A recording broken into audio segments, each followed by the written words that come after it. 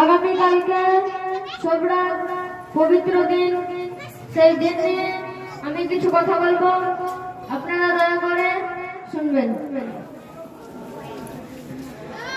হযরত ঈসা আলাইহিস সালাম একদিন ঘুরতে ঘুরতে একটি মস্ত বড় পাহাড় দেখলেন। সেই পাহাড় দেখে অবাক হয়ে গেলেন। তারপরে আল্লাহ এসে ঈসা আলাইহিস সালামকে বলছে যে তুমি শুধুমাত্র পাহাড় দেখে অবাক হয়ে গেলা, পাহাড়ের মধ্যে আমি কি রেখেছি এটা তো তুমি এখন পর্যন্ত দেখোনি। তারপরে আল্লাহকে বলছে কি এমন জিনিস রেখেছো যে সেটা দেখেও আমি আরো অবাক হয়ে যাব। তারপরে বললো যে আমাকে দেখাও। তারপরে আল্লাহ বললো পাহাড় থেকে মানুষ বের হয়ে আসো। তারপরে সেই মানুষটা বের হয়ে এলো।